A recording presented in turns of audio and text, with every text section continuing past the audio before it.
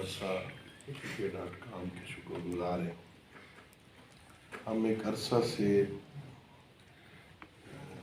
سوچ رہے تھے اور کوشش میں تھے کہ ہم یہ سلسلہ شروع کریں کہ طلباء کرام، علماء کرام جو مدرسین ہیں ان کے ساتھ بیٹھیں. ورکشاپس ہونی چاہیے. کابینہ اور مجلس اعلیٰ کے اجلاسوں میں بھی طے ہوتا تھا کہ اس کو منعقد کیا جائے، لیکن ہمیشہ کوئی نہ کوئی مانع ہوتا اور وہ کام التوا میں چلا جاتا. یہ ایک پہلا موقع الحمدللہ آپ کے توسط سے اور ان دوستوں کے جو ہمارے کہنے پہ اس موسم میں شدید سردی کے موسم میں تشریف لائے. یہ بارش کا پہلا قطرہ ہم سمجھتے ہیں کہ وہ کام جو ہم ایک عرصے سے چاہتے تھے کہ ہو. ظاہر ہے پہلے دن ہی تو سارے نتائج اور ساری خواہشیں پوری نہیں ہو جاتی. بندہ بہت کچھ چاہتا ہے اور ہمارے یعنی خود میری توقعات مثلاً تھی کہ یہ ورکشاپ منعقد ہوگی تو یہ حاصل ہو جائے گا، یہ ہو جائے گا، یہ ہو جائے گا. اسی طرح جو علماء کرام تشریف لے آئے ان کے ذہن میں بھی ایک ہوگا کہ ہم یہ ہوگا، یہ ہوگا، یہ ہوگا. تو اگر وہ 100% وہ چیزیں حاصل نہیں کر سکے، وہ 10% تو حاصل ہو گئی ہوں گی. ہم اس لائن پہ چل نکلے ہیں جس پر ہم ایک عرصے سے سوچ رہے تھے کہ ہمیں چلنا چاہیے، ہمیں کوشش کرنی چاہیے. کیونکہ بعض آپ دیکھتے ہیں کہ گورنمنٹ کے اداروں میں یہ سلسلہ چلتا رہتا ہے ٹریننگ کا نا. بڑے بڑے آفیسروں کو بھی یہاں سٹاف کالج میں وہ بلاتے ہیں، اور بلکہ ہمارے پاس یہاں بھی، آپ کے پاس بھی وہاں آتے ہیں یہ لوگ. ہمارے پاس بھی وہ آفیسر 19ویں گریڈ کے، 20ویں گریڈ کے، 21ویں گریڈ کے بھی آتے ہیں، اور وہ ایک ایک مہینہ، 2 مہینے وہاں سٹاف کالج میں ان کو ٹریننگ کی جاتی. تو ہمارے ہاں بھی یہ مدت سے خواہش تھی کہ اساتذہ کو متوجہ کیا جائے.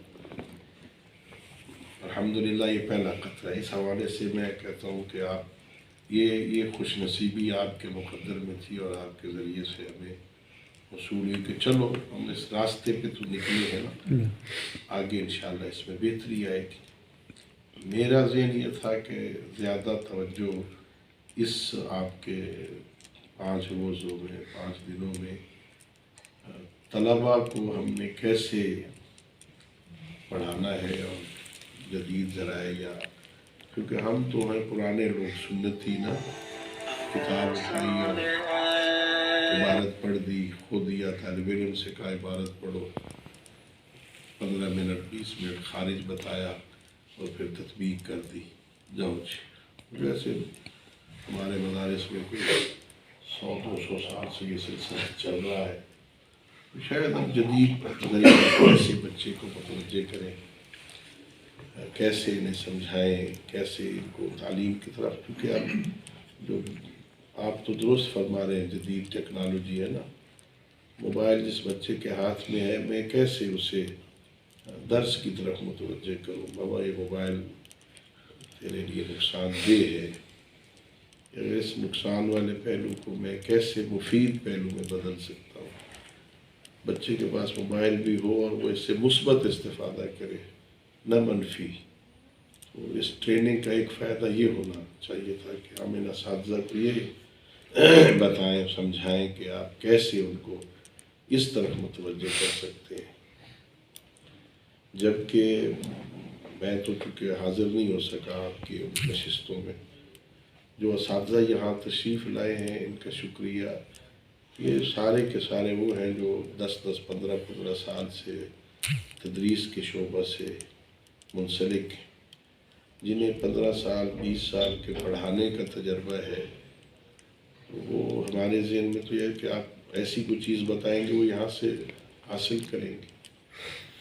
تو ان کو وہ چیزیں نہیں، وہ توقعات جو تھیں وہ اس حد تک نہیں پوری ہو سکی، لیکن پھر بھی پہلا قدم ہے، پہلے قدم سے ہی تو آج بچہ داخل ہوا ہے KG میں یا پری نرسری میں، اور ہم یہ توقع کریں کہ وہ اس کو MA کی سند مل جائے، وہ MA ہو جائے، تو نہیں ہوتا، وقت لگے گا۔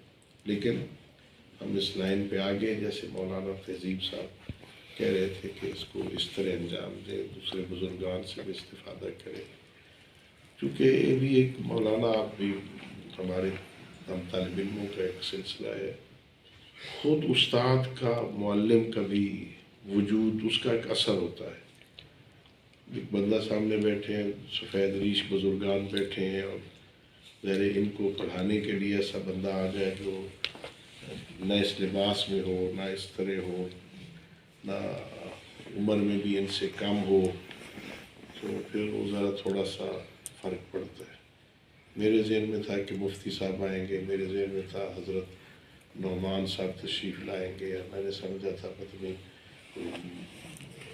کوئی اور بزرگان تشریف لائیں گے، تو اس کا ایک اثر ہوتا ہے، یعنی نفسیاتی اثر ہوتا ہے۔ ممکن ہے وہ اس کا حقیقت کے ساتھ کوئی تعلق نہ ہو، لیکن نفسیاتی طور پر ایسا ہوتا ہے۔ بہرحال پھر بھی علماء کرام کے ساتھ میری نشست ہوئی ہے، تو اس حد تک کہ ہم نے بہرحال ایک اچھا قدم ہے، پہلا ہے، اس میں نقائص بھی ہے، بہتری بھی ہے۔ اگلی دفعہ انشاءاللہ وہ چیزیں جن کی طرف متوجہ کر رہے ہیں اس میں اور بہتری آئے گی، ہم بھی اس میں کوشش کریں گے کہ اپنا حصہ ڈالیں اور